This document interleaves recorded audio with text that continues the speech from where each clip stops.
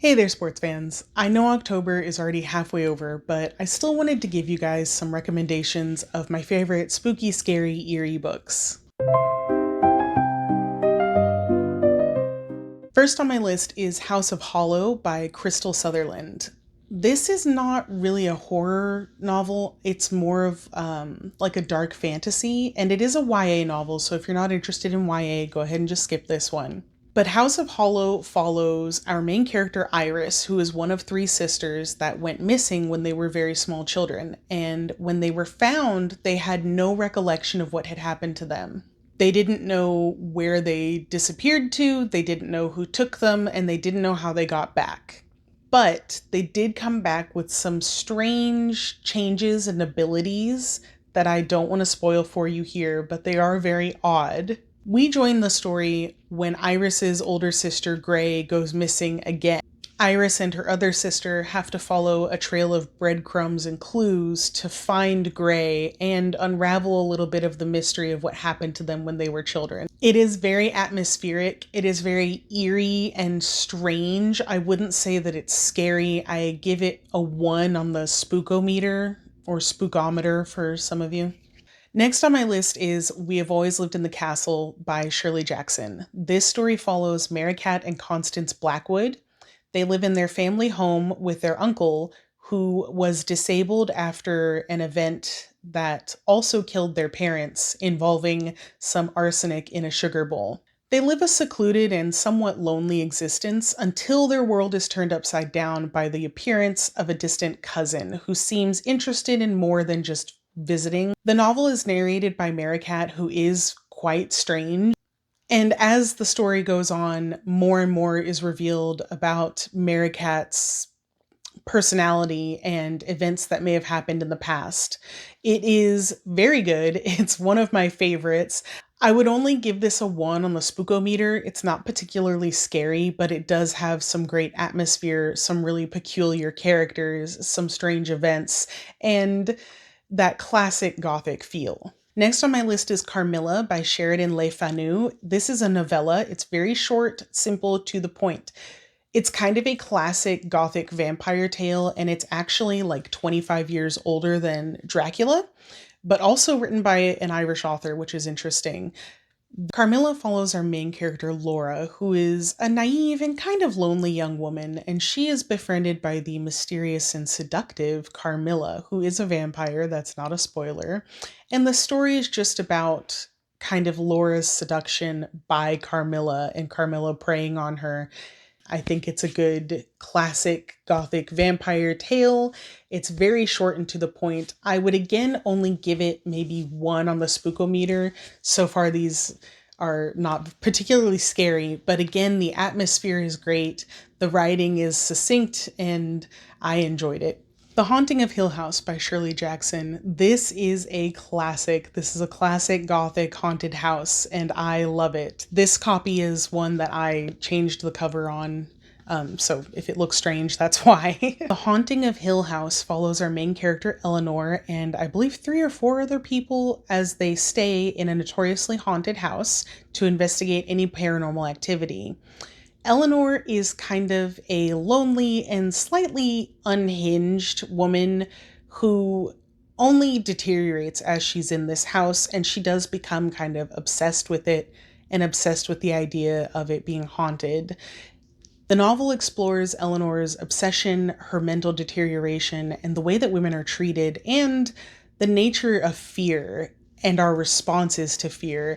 It's an excellent novel. It's only about a 2 on the spookometer, so there are some parts that are quite scary, but I don't find it something that you have to close and walk away from because you're going to have nightmares. Dark Places by Gillian Flynn. I would say that this is the happiest of all of Gillian Flynn's novels, and that is not really saying anything if you've read anything by her. Dark Places follows Libby Day, who was the sole survivor of a family massacre when she was a child. She kind of just tries to live her life. She is deeply damaged by the events of her childhood, but she doesn't want to dwell on it. She doesn't want to think about it. She just wants to live. until she's approached by a group who is kind of obsessed with investigating the massacre, and they believe that the person in prison maybe didn't actually commit the crime. So Libby gets drawn back into the investigation of a trauma that happened to her when she was a child, and lots of things are revealed, memories are questioned, new events are happening, and it is an excellent read. I would give this somewhere between a 2 and a 3 on the spookometer. There are some scenes that are quite scary, and it does have a very tense feel to it where you're anticipating something to happen almost through the entire novel. Mary, An Awakening of Terror by Nat Cassidy. This follows our main character, Mary, who is a middle-aged woman that starts to experience strange urges, visions, voices in her head. Is it possession or is it menopause? Who knows? This is kind of a wild ride, and it does have some very scary parts and some twists and turns that I didn't see coming. It is very good. In this novel, you can expect to see a little bit of everything. There's serial killers, there's ghosts, there's possessions, there's mysterious cults, potentially magic, I'm not sure, maybe magical realism. I would give this a 3 on the spookometer because there are some parts where I was genuinely scared.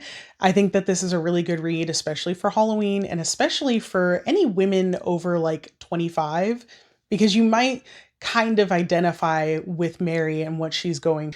The Hollow Places by T. Kingfisher. In this novel, we follow Kara, a recent divorcee who moves in with her older, eccentric uncle. While she's cleaning his museum of eccentricities, she finds a door that leads to a bunker that leads to a portal to other worlds, and it is actually very scary. There are maybe entities or creatures that exist in these other worlds, and there are possibly also other doors that lead to and from. It is very strange. I love T. Kingfisher's writing. I think that if you enjoy her fantasy, you might also enjoy her horror. I gave this a 3 on the spookometer, and I do think it has some very scary parts. Slewfoot by Gerald Brom. This one is great. This story follows our main character, Abatha, who is recently widowed, and she's trying to protect her very small farm from her greedy, aggressive brother-in-law. It is very much a Puritan versus pagan type of story. Think like The Witch. If you like that film, you might like this book, but there is a lot more going on than just Abatha and her farm. It's very good. It's very eerie. The atmosphere is so creepy. I think that Puritan times make for a really good setting because we're so far removed from puritanical society that it feels very alien. It feels very strange. So we have that strangeness of the setting. We have the spookiness of the woods and some pagan beings and creatures. Additionally, Brom tends to illustrate parts of his books, and the illustrations add such a creepy factor to it. I gave this a 3 on the spookometer because there are some parts that are very scary, but they're interspersed with parts that are sort of just family and social drama, so you do get a reprieve from like constant spooky yukiness. Lock and Key by Joe Hill. It's a graphic novel and also an excellent Audible production. This story follows the Locke siblings, Tyler, Kinsey, and Bodie, as they move into their family's ancestral Key house after the tragic murder of their father. While they're in the house, they all at different times discover different keys that seem to unlock magical portals, incredible abilities, and they attract the attention of an entity that wants to use the keys for evil. The kids have to discover the secrets of their family's past in order to protect their family's future. This is a great graphic novel. It's an easy read. It's very spooky. And if you don't want to sit down and read a graphic novel, I would highly, highly recommend the Audible production. It's very good. I gave this a 3 or 4 on the spookometer. There are some parts that are shocking and frightening, but there are other parts that are just kind of funny. And it does have some of those Stephen King vibes. It's hard to avoid it when Stephen King is your dad. Nosferatu by Joe Hill. Nosferatu follows our hero Vic McQueen, who has to face off against an immortal kidnapper, Charlie Manx, who cruises around in a Rolls-Royce Wraith. Charlie Manx kidnaps children and takes them to a place called Christmas Land where they are transformed into kind of hideous little monsters. Vic is the only person who has ever escaped him, and she has to show down with him again when he targets her. It's kind of told in two sections where Vic is a child and then where she's an adult, and it is fantastic. I absolutely love this. It's one of my favorite horror novels of all time. I think it's a 4 on the Spookometer because there are some scenes that are truly hideous, like very frightening. There are some scenes that are darkly comedic, and then there is some just family drama mixed in, but the scary parts are very scary and the story overall is fantastic. So that's it for my spooky recommendations. I hope that you pick one of these up and get to read it before the end of spooky season this year.